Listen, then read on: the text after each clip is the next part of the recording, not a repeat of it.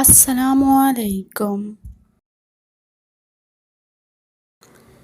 ان لوگوں کے تعلق سے کیا ہوگا جن کو دفنایا نہیں جاتا اور یا تو وہ جلا دیے جاتے ہیں یا تو وہ پانی میں ڈال دیے جاتے ہیں، تو ایسے لوگوں کے تعلق سے کیا ہوگا؟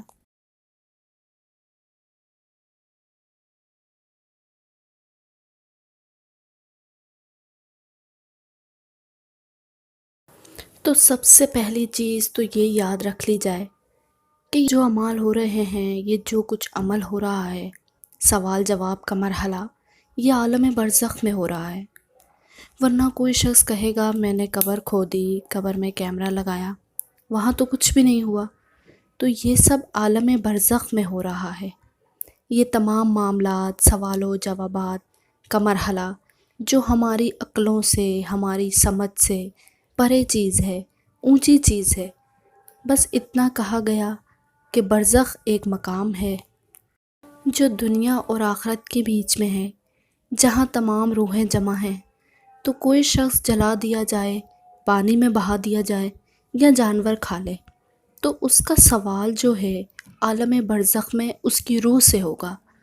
اب اس کی دلیل رسول اللہ صلی اللہ علیہ وسلم فرماتے ہیں کہ ایک شخص تھا تو اس نے کہا کہ جب میں مر جاؤں تو مجھے جلا کر مختلف مقامات سے اس کی راکھ کو پھینک دینا، اور اگر اللہ قادر ہوگا تو مجھے دوبارہ جمع کر لے گا۔ اور ہوا یوں ہی، جب وہ مرا تو اس کے بچوں نے اس کو جلا دیا اور اس کی خاک جو تھی وہ مختلف پہاڑوں پر جا کر اڑا دی۔ پچھلی قوموں کی بات ہے یہ۔ تو اللہ نے اسے فوراً جمع کر لیا اپنے پاس۔ اللہ نے کہا اے میرے بندے، ایسا کیوں کیا تو نے؟ تو کہنے لگا اللہ میں ڈرتا تھا، میں اتنا گنہگار تھا، میں ڈرتا تھا تیرے سامنے کھڑے ہونے سے، لہٰذا میں نے ایسا کیا۔ تو اللہ نے کہا ٹھیک ہے، اگر تو نے میری خشیت سے یہ کیا تو اللہ نے اس کی مغفرت کر دی۔ تو بہرحال یہ سارے سوالات و جوابات کے مرحلے عالم برزخ میں ہوتے ہیں، چاہے کسی کی قبر ہو یا نہ ہو، کسی کو جلا دیا جائے، کوئی پانی میں ڈوب کر مر جائے، کسی کو جانور کھا جائے یا جسم اسی طرح سڑ جائے، یہ سب عالم برزخ کا معاملہ ہے۔